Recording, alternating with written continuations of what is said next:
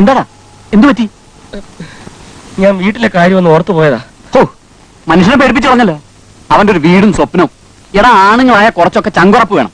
എടാ, അവിടെ ചെന്നാലുള്ള അവസ്ഥയെ കുറിച്ച് നിനക്ക് അറിഞ്ഞുകൂടാത്തോണ്ടാ. എല്ലാം അറിഞ്ഞുകൊണ്ടല്ലേ നീ ഇതിനെ ഇറങ്ങി തിരിച്ചത്. ആദ്യം തന്നെ നീ നിന്റെ അമ്മായിമാരെ എനിക്കൊന്ന് പരിചയപ്പെടുത്തിത്ത. കാര്യങ്ങളൊക്കെ സ്മൂത്ത് ആയിട്ട് ഡീൽ ചെയ്യുന്ന കാര്യം ഞാൻ ഏറ്റു. ലോകത്ത് ഒരിടത്തും ഇല്ലാത്ത അവന്റെ ഒരു മുത്തശ്ശിയും അമ്മായിയും തറവാടും.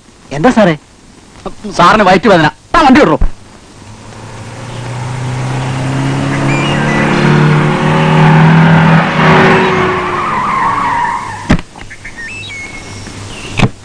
മുത്തശ്ശി,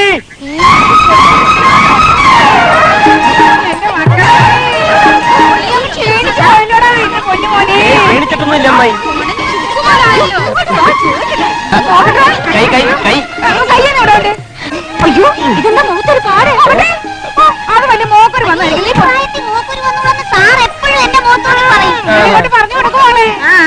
മതി മതി, എന്റെ കുട്ടിയാണ് ഇങ്ങോട്ട് വിട്ടു തന്നെ.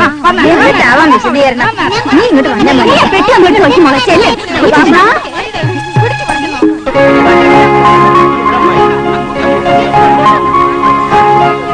ഇതെന്താ പറ്റിയ?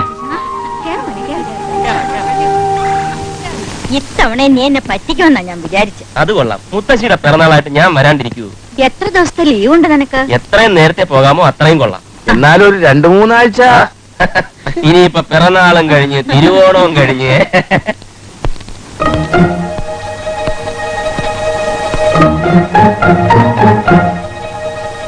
കയറി വാ. ഇതെന്റെ കൂട്ടുകാരൻ ഹരീന്ദ്രൻ. നമ്മുടെ തറവാടും ഗ്രാമമൊക്കെ കാണാൻ വേണ്ടി വന്നിരിക്കുക. ഹരി, ഇത് മുത്തശ്ശി. നമസ്കാരം. ഇതെല്ലാം അമ്മാവന്മാരെ അമ്മായിമാരെയൊക്കെ പ്രത്യേകം പരിചയപ്പെടുത്തണോ കൊച്ചുകൃഷ്ണ? അല്ലേ കൈമളമാവാ? പിന്നെ ഹോമിയോ ചികിത്സയൊക്കെ എങ്ങനെ നടക്കുന്നു? എന്താ കുറുപ്പമാവാ, ഈ രക്ഷയൊക്കെ കെട്ടിയിട്ട് വല്ല രക്ഷയുണ്ടോ? പിന്നെ ഈ മുറപ്പെണ്ണുങ്ങളുടെ കാര്യമൊക്കെ കൊച്ചുകൃഷ്ണൻ എപ്പോഴും പറയും.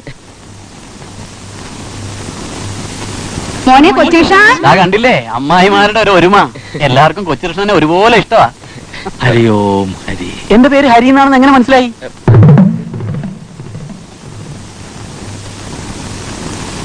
യാത്രയൊക്കെ സുഖമായിരുന്നു കുഞ്ഞേ? സുഖമായിരുന്നു. ഈ സ്വാമി വേഷം കെട്ടി നടക്കുന്നവരെല്ലാം കള്ളന്മാരാ. ഒരൊറ്റ എണ്ണത്തിനെ വിശ്വസിക്കാൻ കൊള്ളൂല. പക്ഷേ അമ്പോറ്റി സ്വാമി അങ്ങനെയൊന്നും അല്ല, ശരിയായ സ്വാമിയാണെന്നാണ് കൊച്ചുകൃഷ്ണൻ പറയുന്നത്. കൊച്ചുകൃഷ്ണ, അകത്തേക്ക് വന്നോളൂ. വരുന്നേ. നീ മാത്രം വാ. പോയി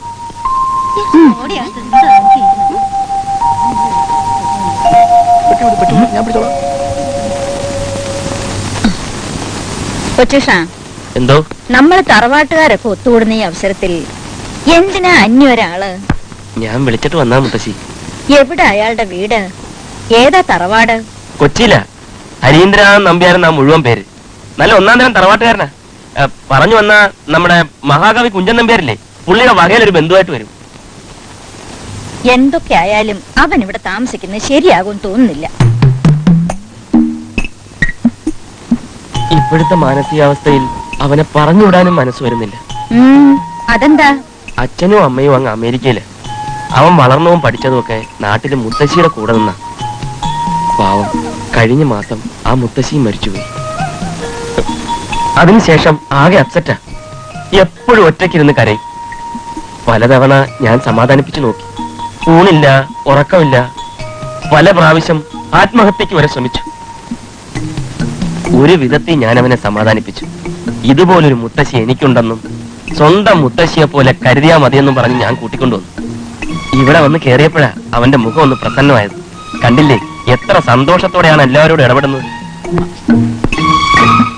മുത്തശ്ശി മുത്തശ്ശി മരിച്ചിട്ടില്ല.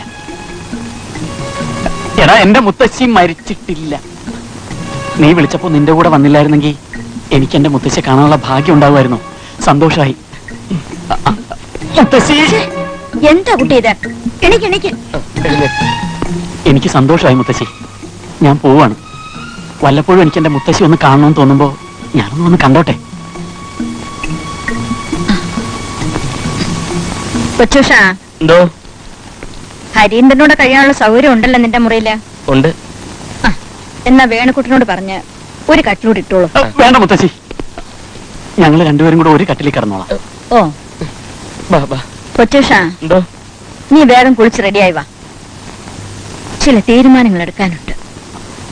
എന്റെ കാര്യം വലുതായിരിക്കും. കേട്ടല്ലോ മുത്തശ്ശിയുടെ ക്രോസ് വിസ്താരം. ആ നേരത്ത് നാവിന്റെ തുമ്പത്ത് സരസ്വതി നിന്നുകൊണ്ട് എന്തൊക്കെയോ പറഞ്ഞൊപ്പിച്ച്. ഓ, നിന്നെ ഞാൻ കുഞ്ചൻ നമ്പ്യാരുടെ ബന്ധുവാണെന്ന് പറഞ്ഞല്ലോടാ ചെറ്റേ. അതിനിടയിൽ അവന്റെ ഒരു സെന്റിമെന്റ്സ് കൊളമാക്കിയെന്നെ. കൊളവാക്കും. എന്നാലും നിന്റെ അത്ര ചളവാക്കൂല. അതെ, ഈ അലവലാതി കൂട്ടങ്ങളുടെ ഇടയിൽ കഴിയാൻ എന്നെ കൊണ്ട് വയ്യ. ഞാൻ അങ്ങ് പോവാ. എന്താ ഇത്? പോകാൻ വേണ്ടിയാണോ പറഞ്ഞത്? മുത്തശ്ശിയുടെ തീരുമാനങ്ങൾ എടുക്കാനുണ്ടെന്ന് പറഞ്ഞ എന്താണെന്ന് മനസ്സിലായോ? എന്താ? കല്യാണം. പിന്നല്ലാണ്ടെന്താ? ഓഹോ, വന്ന് കേറുന്നതിന് മുമ്പേ തുടങ്ങിയോ? ഏതായാലും ഞാൻ പ്രതീക്ഷിച്ചതിനേക്കാളും ഭീകരമാണ് ഇവിടുത്തെ അന്തരീക്ഷം. നിന്റെ അമ്മായിമാര് 3 പേരും കൂടെ നിന്നെ വെട്ടി നുറുക്കി ഫ്രൈ ആക്കി അവരുടെ മക്കൾക്ക് ഇട്ട് കൊടുക്കും. ഒന്നാലോചിച്ചാൽ നമ്മളെക്കാളും ടെൻഷൻ നിന്റെ അമ്മായിമാർക്കാ. ഉടനെ കല്യാണം കഴിക്കണമെന്ന് പറഞ്ഞാ എന്റെ ഒരു സ്ഥിതി ഒന്ന് ആലോചിച്ച് നോക്കടാ. 1 അല്ല 3 എണ്ണം. കണ്ടില്ലേ എല്ലാത്തിനും? ഒരേ സമയം 3 ഭാര്യമാരല്ലേ കൈ വരാൻ പോകുന്നത്. നീ ആര്? ദശരഥ മഹാരാജാവ്. ഊതല്ലേ ഊതല്ലേ. എടാ, സാവധാനം നീന്തിയ അക്കരെത്താം. തൽക്കാലം നിലവെള്ളം ചവിട്ടി ജീവൻ രക്ഷിക്കും. വെട്ടൊന്ന് തുണ്ടൻ 2. അതാണ് മുത്തശ്ശിയുടെ സ്വഭാവം. ആ, 2 ആയി മുറിഞ്ഞാലും യോജിപ്പിക്കാൻ പറ്റിയൊരു സുഹൃത്ത് നിന്റെ കൂടെ ഇല്ലേ? പിന്നെ എന്തിനാ വിഷമിക്കുന്നത്? ഞാൻ ആ ഫയലൊക്കെ ഒന്ന് പഠിക്കട്ടെ, എന്നിട്ട് നമുക്കൊരു ഡിസിഷൻ എടുക്കാം. അതിനു മുമ്പ് പോയി കുടിക്കാൻ എന്തെങ്കിലും കൊണ്ടുപോവാ. ചെന്ന് വാങ്ങേണ്ട കാര്യമൊന്നുമില്ല. ഇപ്പൊ വരി വരിയായി എത്തും. ഞാൻ പറഞ്ഞില്ലേ? തൽക്കാലം നീ കുടി. അല്ല അവനെ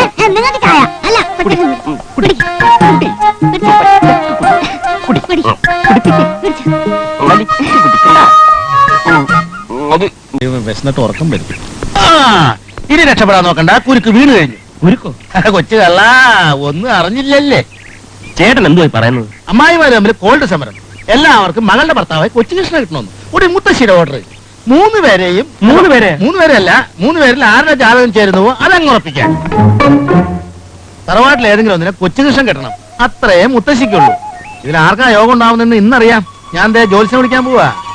ഇനിയിപ്പോ ജോത്സ്യം വിളിക്കാൻ ഓട്ടോറിക്ഷ വിളിച്ച് അവനുമായിട്ട് ഇടിയിട്ട് പണ്ടാറടി. യുദ്ധകാലാടിസ്ഥാനത്തിലാണല്ലോ മുത്തശ്ശി കാര്യങ്ങൾ നിൽക്കുന്നത്. ജാതകം ചേർന്നാൽ മുഹൂർത്തം കുറിക്കും, ഉറപ്പാ.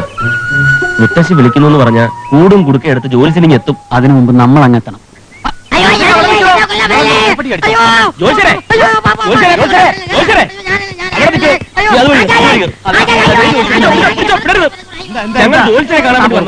ജോത്സ്യൻ ഞാനാ.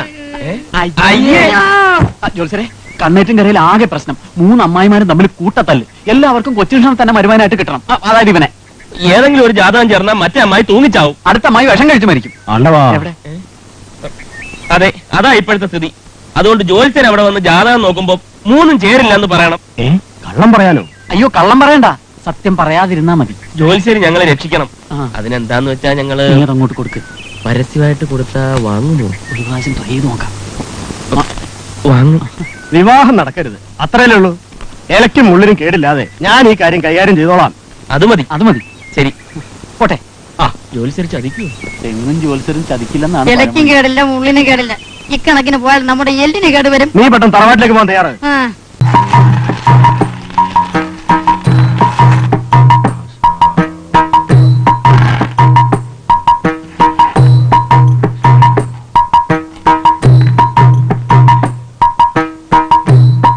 രാധികാറാണി, അത്തം നക്ഷത്രം, സ്ത്രീ ജനനം, ഊരുരുട്ടാതി പുരുഷൻ. ചേർക്കാമല്ലോ?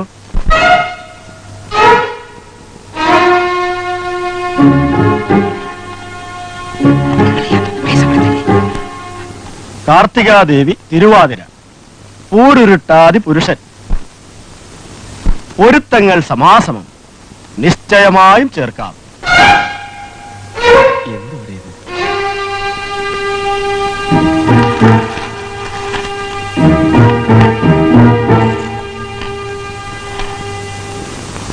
ഹേമകുമാരി അശ്വതി, സ്ത്രീ ജനനം, പുരുഷൻ പൂരുരുട്ടാതി. ഉത്തമമാണല്ലോ, ചേർക്കാം. പൊരുത്തം സമാസമം. എന്തേ പറഞ്ഞു? 3 ജാതകവും ചേരുന്ന സ്ഥിതിക്ക് ഏറ്റവും ഉത്തമം ഏതാണെന്ന് പറയൂ ജോസ്യരെ.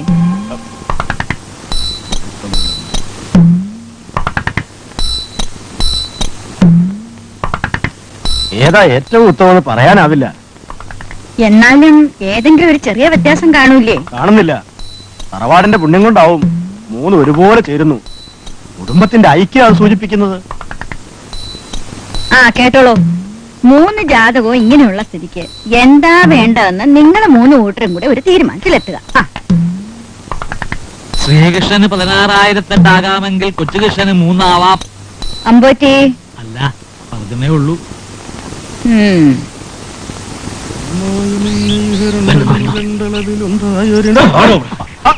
ഇതാണ് തന്റെ എലിയമുള്ള തന്റെ കബഡികൾ ഇന്ന് ഞാൻ അവസാനിപ്പിക്കും. കല്യാണം നടക്കരുതെന്നല്ലേ നിങ്ങൾക്കുള്ളൂ. ഒരു ജാതകവും ചേരില്ല എന്ന് പറഞ്ഞാൽ ഇതിലെന്തോ കള്ളക്കളി ഉണ്ടെന്ന് വിചാരിക്കും. ഏതെങ്കിലും ഒരെണ്ണം ചേരുമെന്ന് പറഞ്ഞാൽ അപ്പ മുഹൂർത്തം കുറിക്കാൻ പറയും. ഇപ്പൊ സംഗതി പറഞ്ഞില്ലേ, അമ്മായി വരെ എന്നൊരു ഒത്തുതീർപ്പ് എത്താൻ സമയം കുറെ പിടിക്കും. ചിലപ്പോ അടി വെച്ച് പിരിഞ്ഞതും വരും. ഇപ്പൊ മനസ്സിലായോ? ഇലക്കും കേടില്ല, മുള്ളിനും കേടില്ല. അയ്യോ കുറുപ്പമാവൻ, ശരി, വളരെ സന്തോഷം. അവന്റെ ഈ ഏലത്തൊന്ന് ശരിയായി കൊടുക്കണം. രാത്രി കിടക്കുമ്പോൾ ദുശ്ചിന്തകൾ ഇവനെ. ശരി ശരി വരട്ടെ. ഇന്നെ പോലെ ബാക്കി കാശ് നല്ല ആളാണ്. ഞാൻ അന്ന് തരാൻ ഉദ്ദേശിച്ച പൈസ ഇതിലും കൂടുതൽ.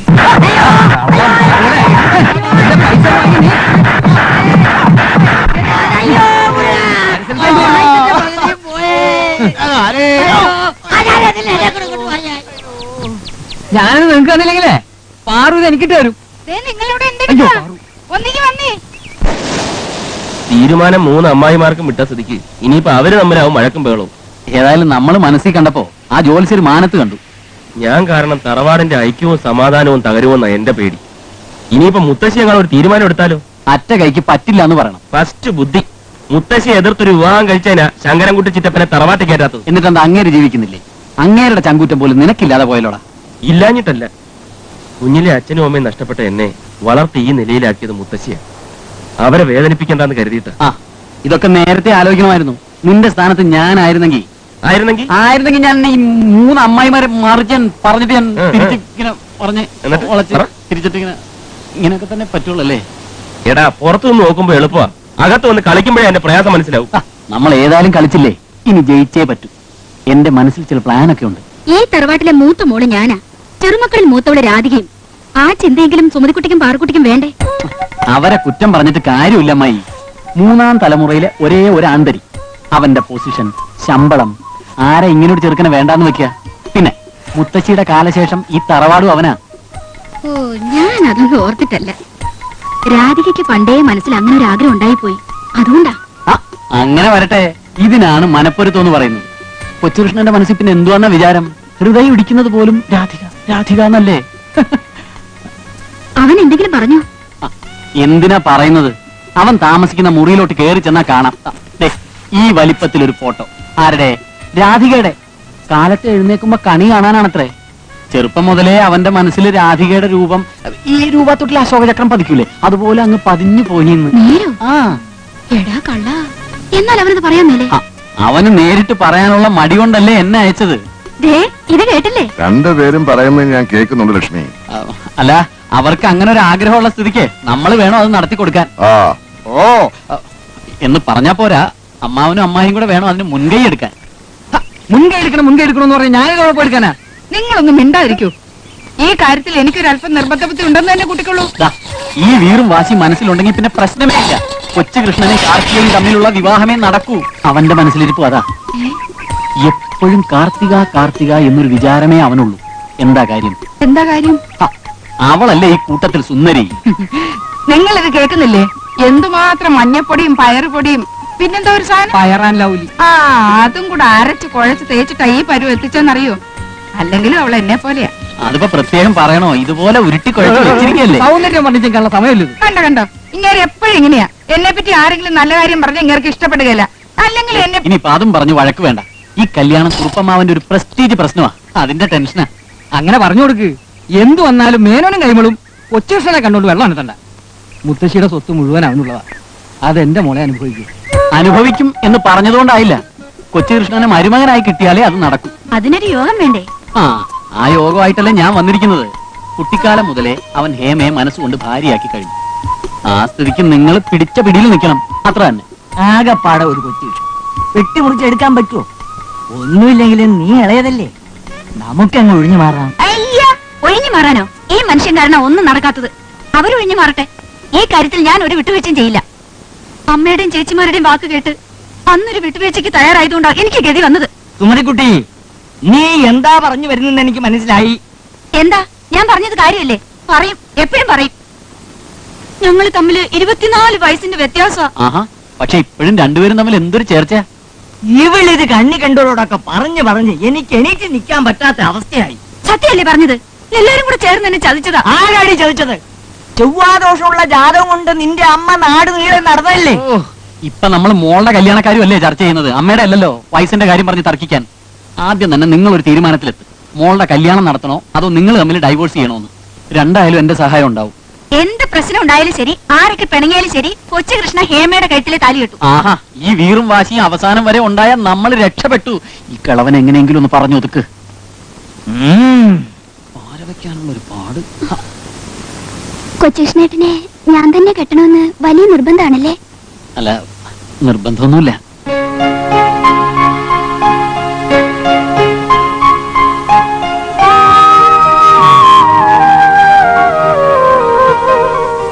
കൊച്ചുകൃഷ്ണ, ഒന്ന് എന്റെ തലയിലായടാ. എവിടെ പോയി കിടക്കുന്നു? എടാ, ഗോപിക്ക് കല്യാണം നടക്കാൻ പോകുന്നു. കൺഗ്രാചുലേഷൻസ്, അളിയ നീ രക്ഷപ്പെട്ടു. ഞാനുമായിട്ടല്ല, പിന്നെ? അവളെ പെണ്ണ് കാണാൻ വേറൊരാൾ വരുന്നെന്ന്. ആര്? ഏതോ ഒരു നമ്പീശന്റെ മോൻ. ആഹാ, അങ്ങനെ നമ്പീശന്റെ മോൻ ഇപ്പൊ പെണ്ണായിട്ട് സൂചിക്കാറായിട്ടില്ല. നീ പറ. അയ്യോ, എന്റെ കാശ്. പെട്ടെന്ന് റെഡിയാകും, എല്ലാരും വന്നു. എന്തൊരു എളുപ്പമായിരിക്കണത്, ഇതുവരെ റെഡിയായില്ലേ? നീ ആ ചായ എടുത്തു വെക്കാൻ സുമുഖത്തിലോട്ട് ചെന്ന് പറ. നോക്കിക്കോ.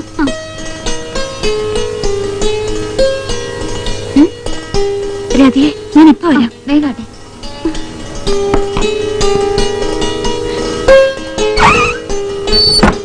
ദൈവമേ, കൊച്ചു കാര്യം ഉടനെ എത്തണേ.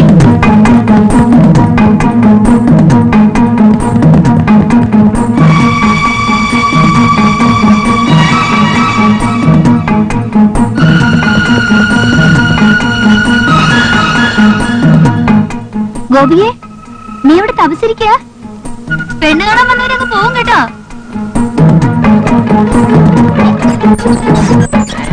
അയ്യോ, കല്യാണക്കാരി. കല്യാണ പാർട്ടി ഉറപ്പിച്ചോ? ആ, ഉറപ്പിച്ചു. എന്തുറപ്പിച്ച്? എന്താ 101 പവനാ ഉദ്ദേശിക്കുന്നത്. വേണ്ട പോലെ ചെയ്യാന്ന് മുത്തശ്ശി പറഞ്ഞിട്ട്. അതങ്ങനെ പെട്ടെന്ന് ഉറപ്പിക്കാനൊന്നും പറ്റത്തില്ല. അതിനകത്തൊക്കെ വേറെ പ്രസംഗമുണ്ട്. എന്ത് പ്രശ്നം? അല്ല, ഈ കല്യാണം എന്നൊക്കെ കല്യാണോ? എടോ, ഇത് കല്യാണ മണ്ഡപത്തിന്റെ കാര്യമായിരിക്കും. ഓ, അത് അത് ശരി. നേരത്തെ തന്നെ ശരിയാക്കിയാണല്ലോ. ഇനിയിപ്പോ സ്വർണ്ണ ഗോപുരത്തിന്റെ പണി മാത്രമേ ബാക്കിയുള്ളൂ. 101 പവൻ ചോദിച്ചെങ്കിലും 51 പവൻ തരാമെന്ന് മുത്തശ്ശി ഇട്ടിട്ടുണ്ട്. ദൈവത്തിന്റെ കാര്യമല്ലേ? അല്ലേ? അവിടെ ഏതോ കല്യാണം നടക്കുക, അത് കഴിഞ്ഞിട്ട് ചെല്ലാൻ പറഞ്ഞു. അപ്പൊ ഇവര് അയ്യേ, അപ്പൊ ഇത് പിരിവ്. ഈ കൃഷിക്കാരെന്ന് പറയുമ്പോ അതിന്റെ ഒരു അന്തസ് വേറെ തന്നെയാ. അല്ലാതെ ഈ ദുബായ് അമേരിക്ക എന്ന് പറയുന്നത് വലിയ കാര്യമൊന്നുമില്ല. കുടുംബം നന്നായിരിക്കണം, അത്രേ ഉള്ളൂ. അത് തന്നെ ഞങ്ങളുടെയും പാരമ്പര്യം. അതാണ് സംഭവം. അത് നേരെ. നമസ്കാരം. നീ എവിടുന്ന് ഈ ഓടിക്കതച്ച്? അല്ല, എന്റെ പെങ്ങളെ പെണ്ണ് കാണാൻ വരുമ്പോ ഇതാണോ പയ്യൻ? അല്ലല്ല, ദേ, ഇതോ? ഇത് പയ്യനെ വിടാം. ഇതാണോ? അളിയാ, ഞാൻ പെണ്ണിന്റെ സഹോദരനാ, കൊച്ചീഷൻ. ഇവർക്ക് ചായ ഒന്നും കൊടുത്തില്ല. ഇപ്പൊ കൊണ്ടുവരും. പെങ്ങളെ ഇപ്പൊ വരേ. വലിയ ഉത്സാഹക്കാരനാ. പൈലറ്റാ വിമാനത്തിലെ. പെണ്ണ് കാണാൻ വന്നപ്പോഴേ ഇങ്ങനെ നാണം തുടങ്ങിയാലേ കല്യാണത്തിന് എന്തായിരിക്കും സ്ഥിതി? ഇത്ര നേരമായിട്ട് ചായ ഒന്നും കൊടുത്തില്ലേ? കല്യാണത്തിനൊക്കെ അവന്റെ പാട്ടിന് പോകും. അതിന് ഗോപിയെ റെഡി ആവണ്ടേ? പേടിച്ചിരിക്കുക. എന്താ പെങ്ങളെ ഇത്? ഈ വക കാര്യങ്ങളൊക്കെ എന്തിനാ പേടിക്കുന്നത്? നിങ്ങൾ എന്ന് ചായ പലഹാരങ്ങളൊക്കെ എടുത്തു ചെല്ല്. നീ ഒന്നും പേടിക്കണ്ട, വെരി ഈസി. പറയാം. കൊണ്ടുകൊടു ചെല്ല്.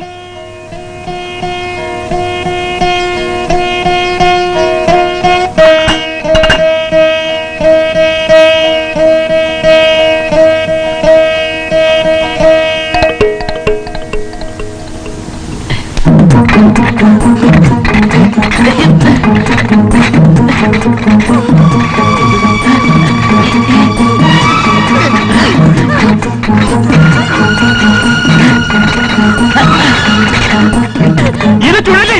താക്കോൽ എടുത്തിട്ട് വേണം. താക്കോൽ ഇവിടെ ഉണ്ട്. അയ്യോ, കിട്ടി.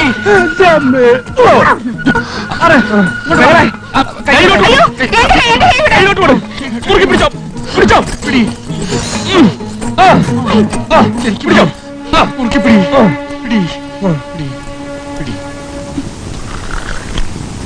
എന്നാലും എന്റെ ദൈവമേ, ആ സമയത്ത് തന്നെ ഇങ്ങനെ വന്നല്ലോ. കഷ്ടമായിപ്പോയി. ഇതിനു മുൻപ് അങ്ങനെ വരാറുണ്ടോ മോളെ? പേരുകേട്ട തറവാടാ കണിമംഗലം. ഇതുപോലൊരു ബന്ധം എനിക്ക് കിട്ടുവോ? അവൾ ആകെ അപ്സെറ്റ് അമ്മായി. പെങ്ങൾ വിഷമിക്കണ്ട, ഇതിനേക്കാൾ നല്ലൊരു ബന്ധം ഈ ആങ്ങള കൊണ്ട് തരും. മുത്തശ്ശി ഗോപിക്ക് എന്താ കഴിക്കാൻ കൊടുക്കേണ്ടത്? എന്തെങ്കിലും ഫ്രൂട്ട്സ് ഐറ്റംസ്, മരുന്ന്? ഒന്നും വേണ്ട. ഹോമിയോയിൽ ഇതിന് നല്ലൊരു മരുന്നുണ്ട്. ദാ, ശാലും കൂടെ കൊടുക്ക്. കുറച്ച് ദിവസം ഇവൾ ഞങ്ങളുടെ കൂടെ വന്ന് നിൽക്കട്ടെ. എന്താ? എന്തായി? പ്രശ്നമുണ്ട്. അവരെ കുറ്റം പറഞ്ഞിട്ട് കാര്യമില്ല. അസുഖമുള്ള കുട്ടിയല്ലേ. ഞാൻ പോയി അവരോടൊന്ന് സംസാരിച്ചാലോ? അത് ഞങ്ങളൊന്ന് സംസാരിച്ചു നോക്കാം. അസുഖം മാറുന്ന ചിലപ്പോ അവരുടെ മനസ്സ് മാറിയാലോ. ആ ഒന്നും വേണ്ട. കേട്ടോ അമ്മേ, നമ്മുടെ വടക്ക് വശത്തുള്ള ഒരേക്കർ തെങ്ങും തൊപ്പ് കൂടെ കൊടുക്കാമെന്ന് പറഞ്ഞപ്പോ അവരങ്ങ് സമ്മതിച്ചു. അതെവിടുത്തെ? ഏ? അല്ല, അതേതായാലും നന്നായി. മോള് കിടന്നോളൂ.